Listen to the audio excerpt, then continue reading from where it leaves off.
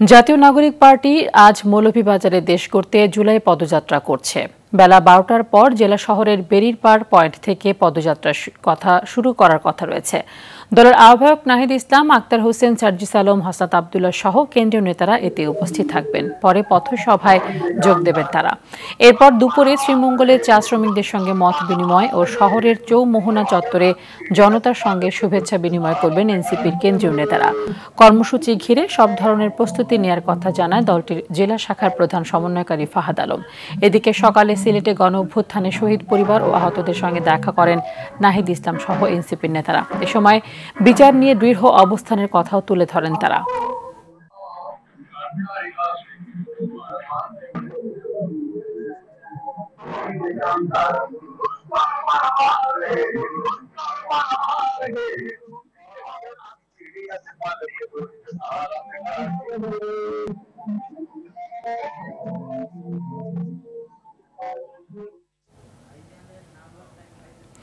এ বিষয়ে আরো জানাতে মৌলভীবাজারে আছেন সহকর্মী চৌধুরী ভাস্কর হোম, সরাসরি যুক্ত হচ্ছেন তিনি। ভাস্কর, মৌলভীবাজারে জাতীয় নাগরিক পার্টির পদযাত্রা এবং পথসভা সম্পর্কে বিস্তারিত জানাবেন।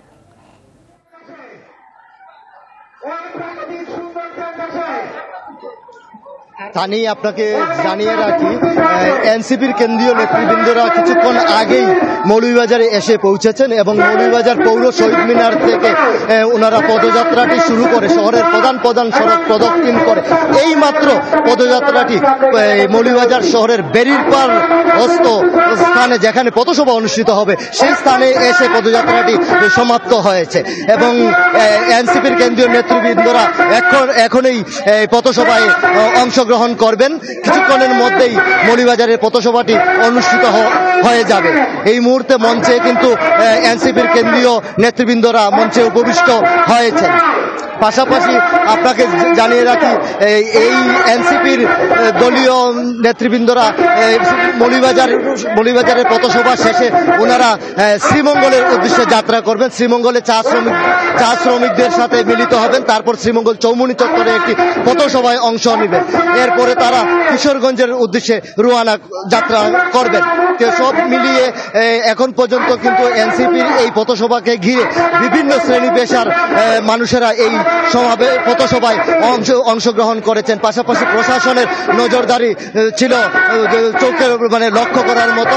সকাল থেকেই প্রশাসনের বিভিন্ন স্তরে প্রশাসন বিভিন্ন শহরের বিভিন্ন এলাকায় মোতায়েন রাখা হয়েছে। এই কর্মসূচির মাধ্যমে এনসিপি দলটি তাদের চলমান আন্দোলন সংগ্রামের বার্তা সাধারণ জনগণের মধ্যে তুলে ধরবে বলে ধারণা করা হচ্ছে।